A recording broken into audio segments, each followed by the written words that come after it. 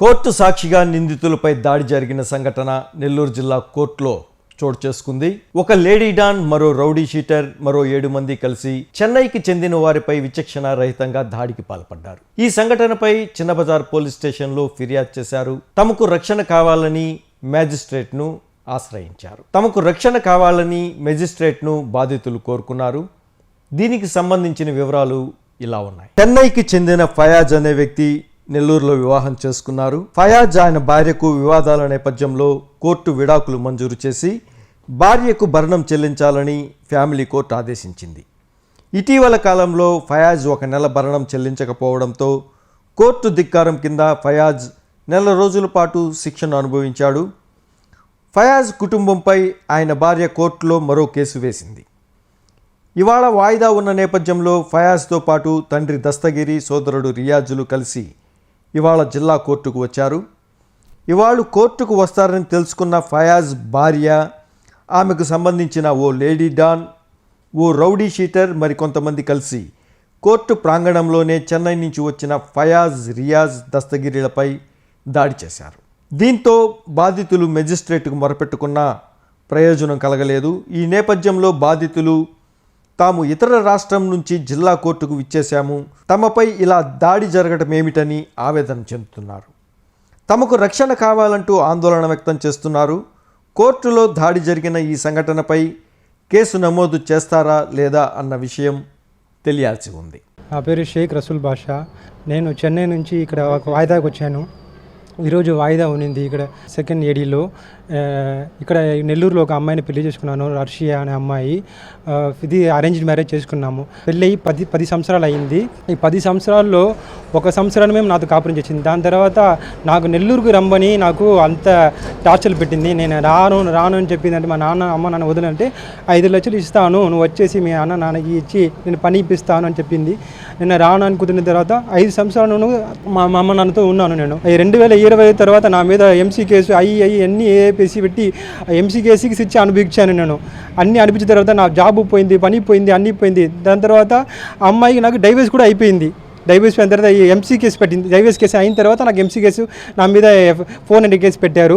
ఆ కేసుకి నేను వాయిదాకి వచ్చాను. ఇక్కడ ఈ కేసు ఏంటంటే ఈరోజు వాయిదా వచ్చిన తర్వాత, బయటకు వచ్చిన తర్వాత నువ్వు ఎలా నన్ను ఇలా వదులుతావు, ఈ కేసు నేను వాపసు తీసుకోను, 50 లక్షలు ఇవ్వాలా నాకు అలాంటి నాకు అంత టార్చర్ చేసింది. నేను బయటకు వచ్చినప్పుడు నా చొక్కాను పట్టుకుని అన్నీ లాగి నన్ను, మా అన్న, మా నాన్న అందరు లాగి గుండె మొత్తం తీసి అన్నీ అంత చిత్రం చేసింది.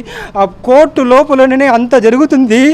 మళ్ళీ మేము జడ్జి దగ్గర వెళ్ళి చెప్పాము, జడ్జి మేడం చూడండి మేడం ఇలా జరుగుతుంది ఏంటంటే ఇది మీ బాధ్యత, మీరు బయట వెళ్ళి చూసుకోండి అని చెప్పారు. నేను మళ్ళీ పోలీస్ స్టేషన్కి ఫోన్ చేశాను. వాళ్ళు చెప్పారు 112 ఫోన్ చేయండి అని చెప్పి నన్ను మా నాన్నని అంతా బెదిరించి అన్నీ మాట్లాడిన తర్వాత నాకు 50 లక్షలు ఇవ్వాలంటున్నారు.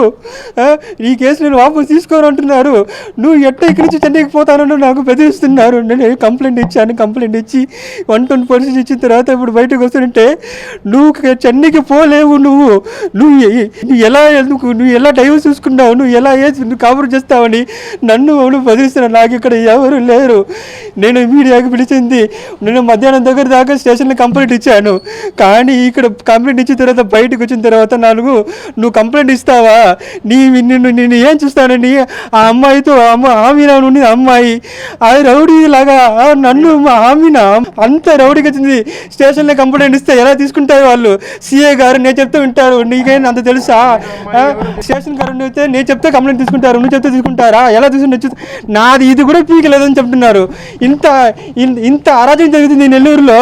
నేను మళ్ళీ వచ్చే వాయిదాకి నేను ఎలా రావాలా? నాకు న్యాయం కావాలా?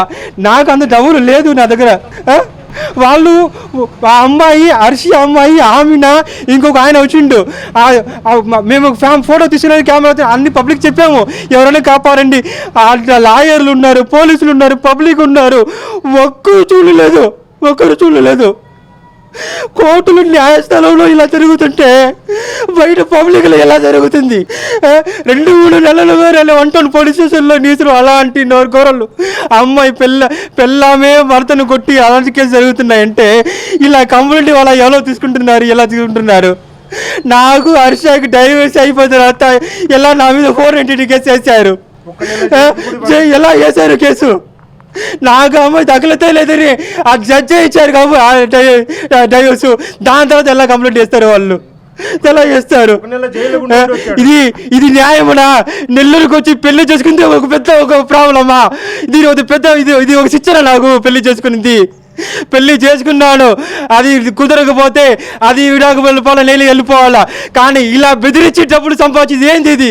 ఇది డబ్బులు సంపాదించే రస్తానా? ఇదే రస్తానా? ఇంకా ఏ రస్తా లేదా? మేము చెన్నై నుంచి వాయిదాకు వచ్చాము సార్, ఇక్కడికి నెల్లూరుకి వాయిదాకు వచ్చాము. వాయిదా వచ్చే నెల 6వ తేదీ వాయిదా అని చెప్పారు జడ్జిమెంటు. సరే అని మేము బయట వస్తున్నాము. బయట కాంపౌండ్ లోపలనే బయట వచ్చిన తర్వాత ఆ పక్క నుంచి ఒక అర్షియా అనే అమ్మాయి, ఈ పక్క నుంచి ఒక అమీనా అనే అమ్మాయి. అమీనా ఎవరు మాకు తెలియదు సార్, అమీనా ఎవరు తెలియదు. నా చిన్న కొడుకుని ఆ అర్షియా అనే అమ్మాయి పట్టుకుని కొడుతుంది సార్. పబ్లిక్ అంతమంది చూస్తున్నారు. నా పెద్ద కొడుకుని అమీనా అనే అమ్మాయి ఎవరు, ఆ అమ్మాయి మాకు తెలియదు సార్. అమీనాకు మాకు సంబంధం లేదు. ఆ అమ్మాయికి అమ్మినాకు మాకు సంబంధం లేదు. ఈడు కొట్టింది సార్. అమ్మినా నా పెద్ద కొడుకు కొట్టింది. నాకు అమ్మినా ఒరే ముసలి నువ్వు చెన్నైకి పోతా ఎవరా, నా పెరకలు ఎవరా ముసలి అని నాకు తిట్టి మాకు ఇదంతా చేస్తుంది సార్. మేము నెల్లూరుకి వచ్చాము సార్ వాయిదాకు. మేము 110 పోలీస్ స్టేషన్కి ఫోన్ చేసి లోపల కోర్టు లోపల కూర్చొని పోలీసు వాళ్ళు వచ్చిన తర్వాత మేము బయటకు వచ్చి స్టేషన్కి వచ్చి కంప్లైంట్ ఇచ్చి వస్తుంటే, రే 50 లక్షలు ఇస్తారా, నాకు సొమ్ములు అంతంతా అబద్ధం చెప్తుంది సార్. 50 లక్షలు ఇస్తేనే నువ్వు ఇక్కడి నుంచి పోగలుగుతావి, లేకుంటే నువ్వు పోలేవు, నువ్వు చెన్నై గట్ట పోతావు చూసారా. పోలీసు వాళ్ళు నా చేతులు ఉంటారని అమ్మిన అమ్మాయి పడుతుంది. పోలీసు వాళ్ళు నా చేతులు ఉండరు. నువ్వు తప్పించుకొని పోలేవురా ముసలి.